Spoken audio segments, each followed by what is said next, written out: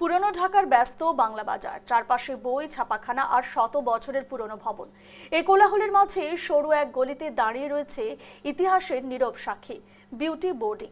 বাইরে থেকে এটি একটি সাধারণ পুরনো ভবন মনে হলেও ভেতরে ঢুকলেই যেন ফিরে যেতে হয় বাংলার সাহিত্য, সংস্কৃতি এবং সাংবাদিকতার এক স্বর্ণালী সময়ে। 1949 সালে প্রতিষ্ঠিত এই বোর্ডিং দীর্ঘদিন ধরেই ছিল কবি, সাহিত্যিক, সাংবাদিক, শিল্পী এবং সংস্কৃতি কর্মীদের অন্যতম প্রিয় মিলন কেন্দ্র। স্থানীয়দের মুখে শোনা যায়, কাজী নজরুল ইসলাম ও রবীন্দ্রনাথ ঠাকুরও প্রকাশনা সংশ্লিষ্ট কাজে বাংলা বাজারে এসেছিলেন এবং বিউটি বোর্ডিংয়ে আতিথ্য গ্রহণ করেছিলেন। বাংলাদেশের স্বাধীনতা যুদ্ধের ইতিহাসেও রয়েছে বিউটি বোর্ডিংয়ের বেদনাদায়ক অধ্যায়। 1971 সালের 28 মার্চ পাকিস্তানি বাহিনীর হামলায় বোর্ডিংয়ের স্বত্বাধিকারী প্রহ্লাদ চন্দ্র সাহা সহ অন্তত 17 জন নিহত হয়। যুদ্ধের সময় মালিক পরিবার দেশ ছেড়ে যেতে বাধ্য হলেও স্বাধীনতার পর ফিরে এসে আবার নতুন করে গড়ে তোলেন এই ঐতিহ্যবাহী প্রতিষ্ঠান। বর্তমানে প্রতিষ্ঠাতার উত্তরসূরিরা বিউটি বোর্ডিং পরিচালনা করছেন।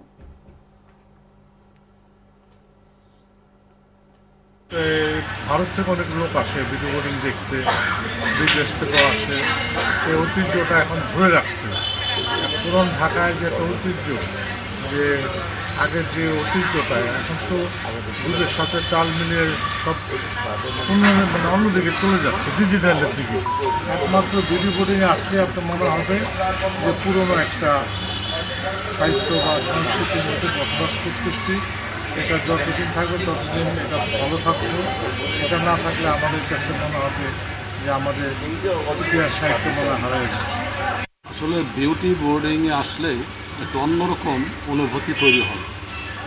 এই জায়গাটি একদিকে যেমন বাংলার শিল্প সাহিত্যের যে চর্চা হতো, সেই চর্চার একটি তীর্থস্থান ছিল এই বিউটি বোর্ডিং। কারণ বাংলার শ্রেষ্ঠ কবিরা এখানে এসে তারা আড্ডা দিতেন, তারা লেখালেখি করতেন, তারা বাংলার সাহিত্য, বিশ্ব সাহিত্য নিয়ে তারা আড্ডা দিতেন। এবং এদিক দিয়ে যেমন এটি একটি বাংলা রেনেসাঁসের সঙ্গে সম্পর্কিত এই বিউটি বোর্ডিং, তেমনি আরেকটি জায়গা হচ্ছে এই বাঙালির যে স্বাধীনতার লড়াই। 1971 সালে যে এই বাংলাদেশের মানুষ যে পশ্চিম পাকিস্তানি শাসক গোষ্ঠীর বিরুদ্ধে যে লড়াই করেছিল, সেই লড়াইয়ে হানাদার বাহিনী কিন্তু এই বিউটি বোর্ডিংয়ে হত্যাযজ্ঞ চালায়।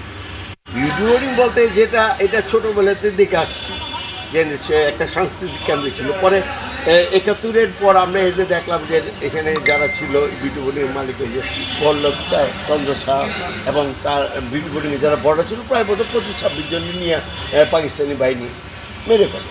কিন্তু ওই মেরে ফেলার পর একটা নস্টালজিয়াস কাজ করে। তারপর স্বাধীনতার আগে যে বিউটি বোর্ডিংয়ের যে ঐতিহ্য, যে স্বাধীনতা আন্দোলনে বিউটি বোর্ডিংয়ের ভূমিকা, সৈয়দ শামসুল রহমান, সৈয়দ শামসুল হক, এরা যারা ছিল তারা একটা বিশাল ভূমিকা রাখছিল সাংস্কৃতিক মাধ্যমে, কালচারের মাধ্যমে। তারা সেদিন 71-এ যে মানে যে স্বাধীনতা আন্দোলন, তারা সেই এটার প্রতি আমাদের শ্রদ্ধা আছে এবং আছে বলতে আমরা এখনো বিউটি বোর্ডিং ঐতিহ্যটা ধরে রাখছি।